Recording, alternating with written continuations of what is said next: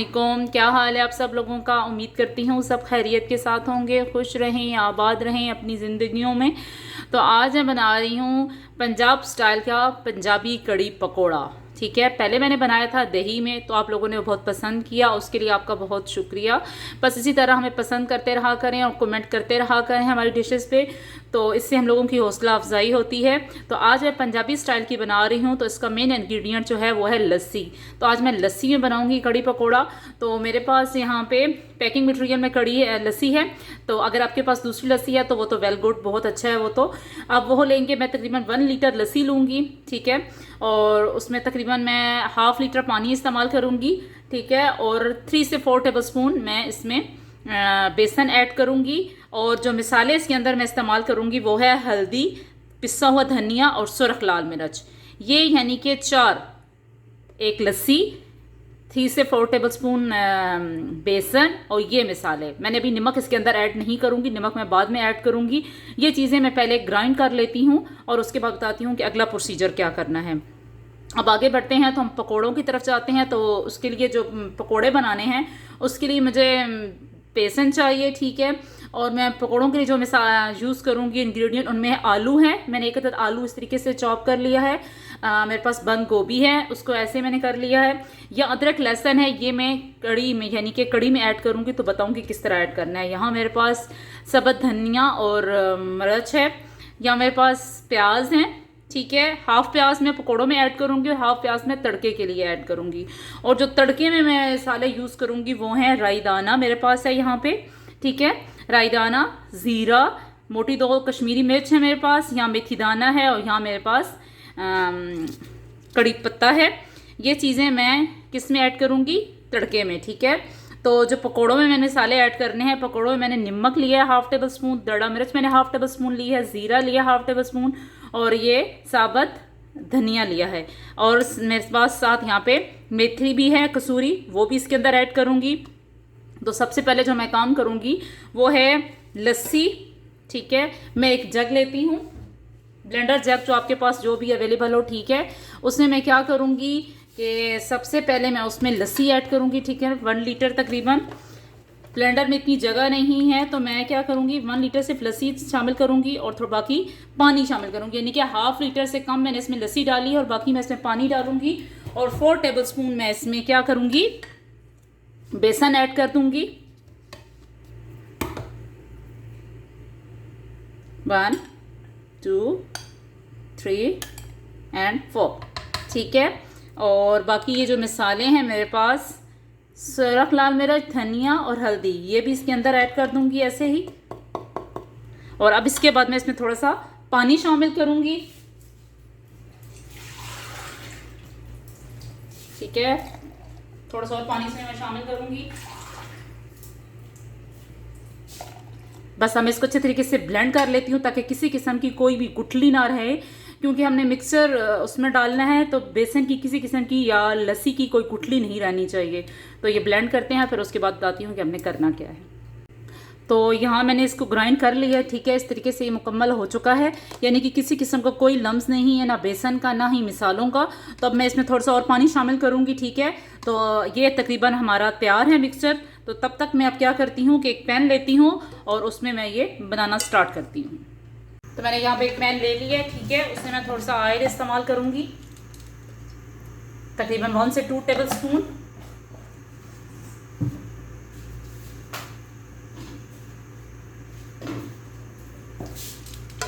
बस जैसे ही ऑयल गर्म होता है तो मैं इसके अंदर अदरक लहसुन का जो मैंने मिक्सचर बताया हुआ था वो इसके अंदर ऐड करूँगी।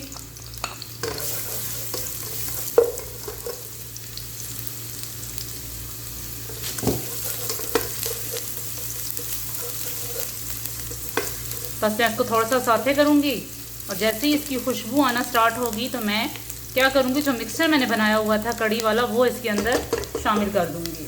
अदरक लहसुन की खुशबू आना स्टार्ट हो गई है तो मैं इंतहाई एहतियात के साथ जो मैंने मिक्सचर बनाया था वो इसके अंदर डाल दूँगी।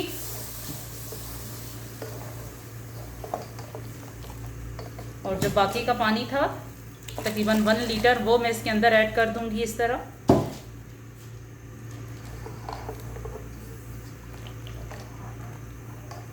ये बहुत आसान तरीका है, इसी से किसी किस्म का कोई लम्स नहीं बनेगा, आपको कोई छानना नहीं पड़ेगा।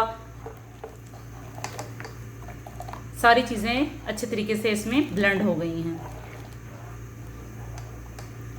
बस अगर आपको कुछ नज़र आ रहा होगा तो वो लहसुन अदरक के जवे होंगे, बाकी सारा इसका मिक्स अच्छे तरीके से हो चुका है। अब मैं क्या करूँगी कि इसको मैं अब स्लो आंच पे पकने के लिए रख दूँगी जब तक ये गाढ़ा ना हो जाए।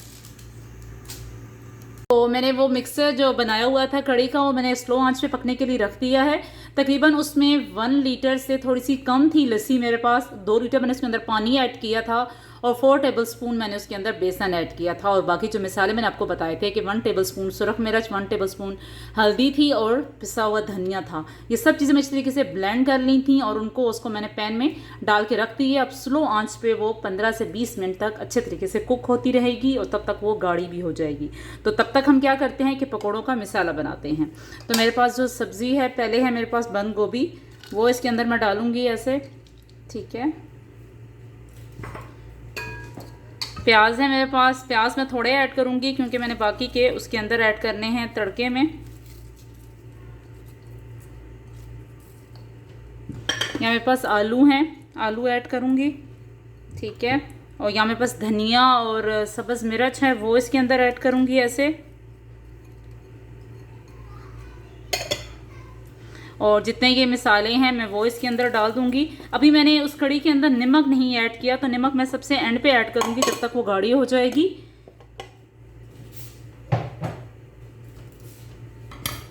अच्छे तरीके से मैं इसको मिक्स करूंगी और इसमें थोड़ा सा मैं बेसन ऐड करूंगी अब।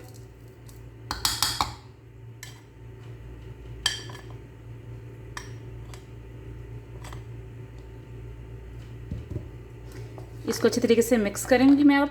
और क्या करूँगी, तकरीबन 1 से 2 मिनट के लिए इसको मैं ऐसे ही छोड़ दूँगी।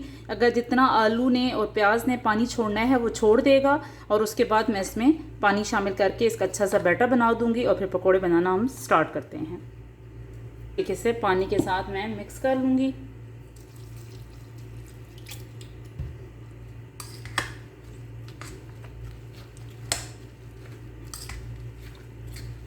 मैं इसके अंदर टमाटर ऐड नहीं करूँगी क्योंकि टमाटर ऐड करने से क्या होगा कि जो पकोड़े हैं वो उसमें मोइस्ट आएगा और हमें पकोड़े ज़रा मोइस्ट वाले नहीं चाहिए। अब जो बाकी का बेसन है वो मैं इसके अंदर डाल देती हूँ।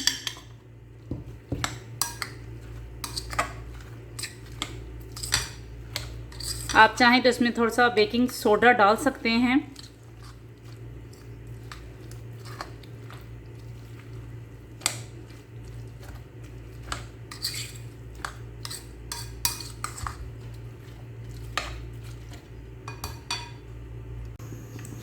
कढ़ाई में ऑयल गरम हो चुका है, तब मैं इसके अंदर पकोड़े तल लेती हूँ, फ्राई कर लेती हूँ। बहुत बड़े बड़े पकोड़े मैंने नहीं बनाने, छोटे छोटे पकोड़े मैं फ्राई करूँगी।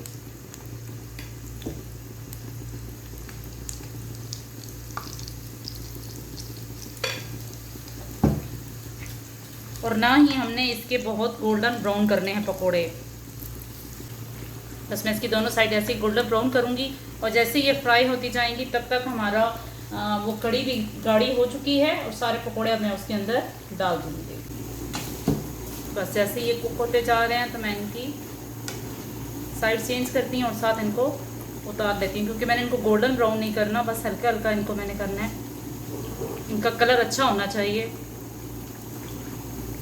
अगर आप इसको बहुत गोल्डन ब्राउन करेंगे तो उससे क्या होगा, कड़ी में उसका अच्छा टेस्ट भी नहीं आएगा और कड़ी लगेगी भी नहीं अच्छी।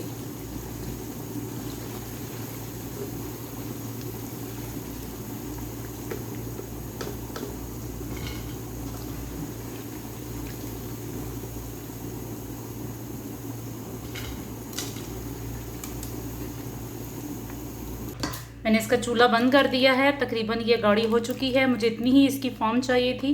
अब मैं क्या करूँगी, इसमें 1/2 टेबलस्पून नमक ऐड करूँगी। अगर आप नमक तेज़ खाते हैं तो आप ज़्यादा ऐड कर सकते हैं, पर मैं इसमें 1/2 टेबलस्पून नमक ऐड करूँगी।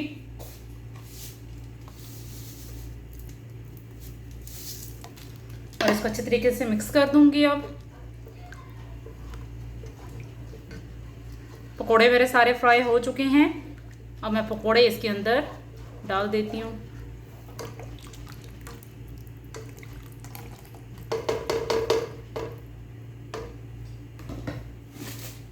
अब ये सारे जो पकोड़े बन चुके हैं वो मैं इसके अंदर शामिल कर दूंगी।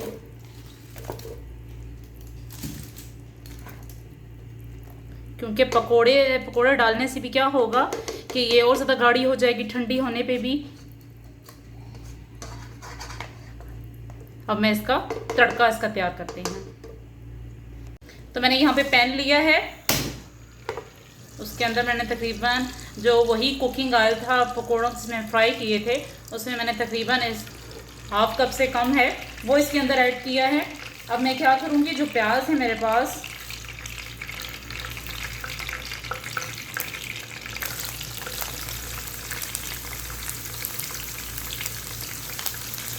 प्याज इसके अंदर मैंने डाल दी हैं। अब इसको अच्छे तरीके से मैं फ्राई करूँगी इसका कलर आने तक।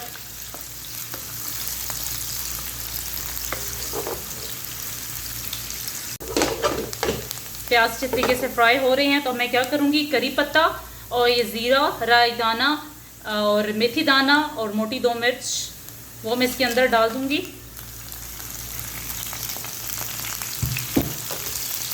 तो अच्छे तरीके से मैं इसको फ्राई करूँगी।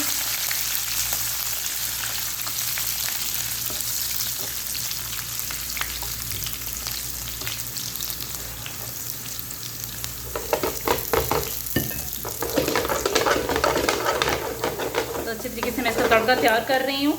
और जो 3 सब्ज़ मिर्च थी मैंने काट के दरमियान से, वो इसके अंदर डाल दूँगी।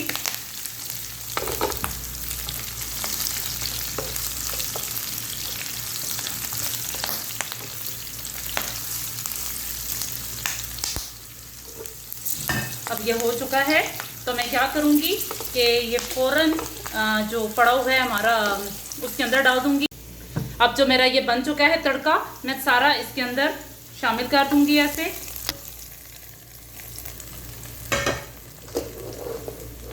ठीक है, और ऊपर से मैं सब्ज़ धनिया और सब्ज़ मिर्च से इसकी गार्निश कर दूंगी। और इस तरह हमारा कड़ी पकोड़ा तैयार है। उम्मीद करती हूँ आपको पसंद आया होगा। घर में लाजमी ट्राई कीजिएगा।